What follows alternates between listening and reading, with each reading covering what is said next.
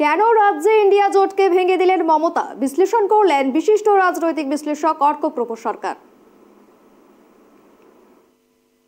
রাজ্যে ইন্ডিয়া জোট কার্যত ভেঙেই দিলেন মমতা বন্দ্যোপাধ্যায়।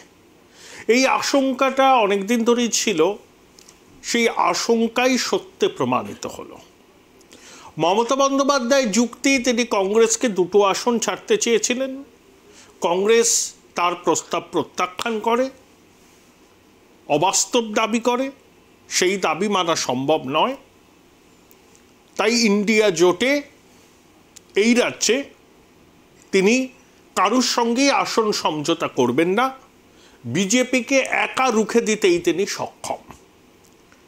অযাচিতভাবে কংগ্রেসকে তার পরামর্শ, 300 আসনে কংগ্রেস লড়ুক, বাকি আসনগুলো আঞ্চলিক দলগুলোকে ছেড়ে দেওয়া হোক। এটা মমতা বন্দ্যোপাধ্যায়ের ফর্মুলা। কিন্তু অনেকে বলছেন যে মমতা বন্দ্যোপাধ্যায় কার্যত বাধ্য হয়ে কংগ্রেসের সঙ্গে আসন সমঝোতার রাস্তা থেকে সরে এসেছেন। তিনি জানেন এতে তার রাজনৈতিক ক্ষতি হবে, কিন্তু তা সত্ত্বেও তিনি বাধ্য হলেন এই রাস্তাটা বেছে নিতে।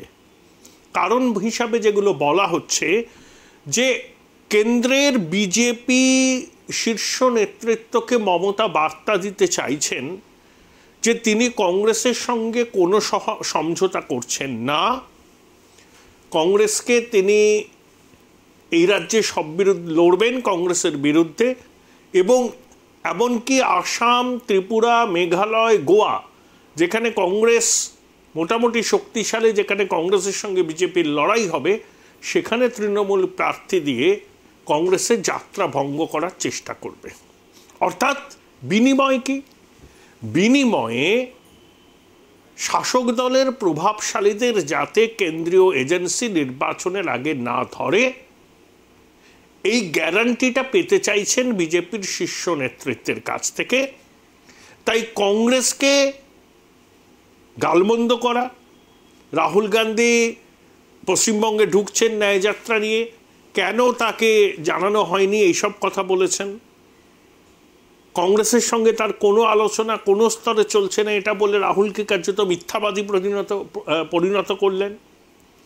এবং অন্তর্নিহিত যে বিষয়টা অনেকে বলছেন, সেটা হচ্ছে বিজেপির শীর্ষ নেতৃত্বকে সুস্পষ্ট বার্তা যে কংগ্রেসের সঙ্গে কোনো সমঝোতা তো নয়, বরঞ্চ রাজ্যের বাইরে অন্যান্য জায়গায় কংগ্রেসের বিরুদ্ধে প্রার্থী দিয়ে কিছু ভোট কেটে কংগ্রেসের যাত্রাভঙ্গ করার চেষ্টা করবে তৃণমূল। বিনিময়ে প্রভাবশালীদের টিকি যেন কেন্দ্রীয় সরকার না ছয়।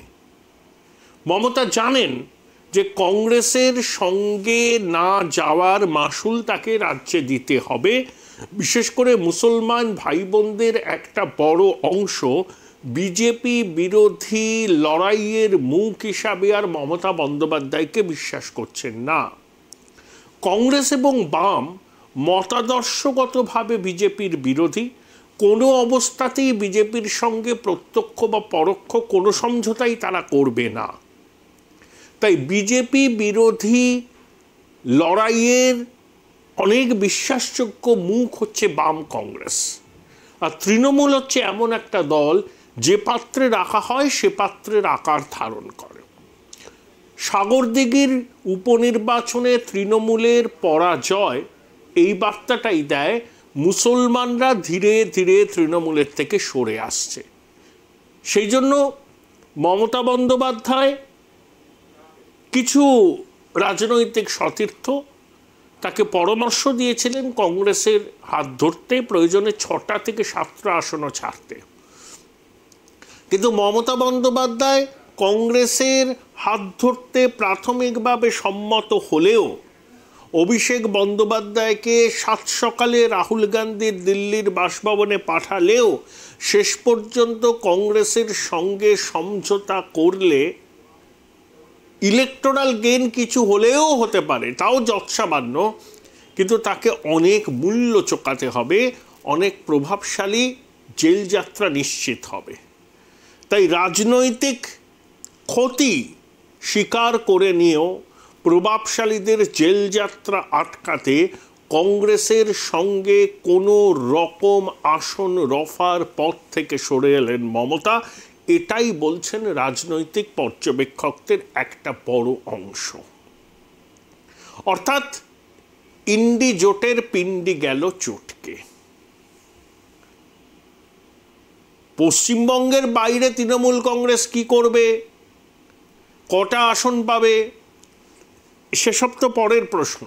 কিন্তু মূল বার্তাটা লোকসভা নির্বাচনের মাস দুয়েক আগে রাহুল গান্ধীর ভারত জোড়ো ন্যায়যাত্রা রাজ্যে ঢোকার মুখে মমতা বন্দ্যোপাধ্যায় প্রকাশ্যে ঘোষণা করে দিলেন কংগ্রেসের সঙ্গে কোনো রকম সংস্রব তিনি রাখবেন না। দোষটা কংগ্রেসের গাড়ি চাপিয়ে দিয়ে তিনি হাত ধুয়ে ফেলতে চেয়েছেন। কংগ্রেসও জানে মমতা বন্দ্যোপাধ্যায় কোনোভাবেই তাদের সঙ্গে আসন সমঝোতা করবে না, এবং কংগ্রেসও আন্তরিক নয় মমতার সঙ্গে আসন সমঝোতা করতে। কারণ কংগ্রেস যদি মমতার সঙ্গে আসন সমঝোতা করে তাহলে তৃণমূলের সব অন্যায়ের দায়ভার কংগ্রেসকে নিতে হবে, এবং রাজ্য কংগ্রেসের 99.99% নেতা তৃণমূলের সঙ্গে কোনো রকম সমঝোতার পক্ষপাতী নয়, বরঞ্চ তৃণমূলেরই প্রথমে আগ্রহ ছিল কংগ্রেসের হাত ধরার। এখন কংগ্রেসও এই সমঝোতা ভাঙার দায় নিজের ঘাড়ে নিতে চাইছে না, তৃণমূলও সমঝোতা ভাঙার দায় নিজের ঘাড়ে দিতে চাইছে না।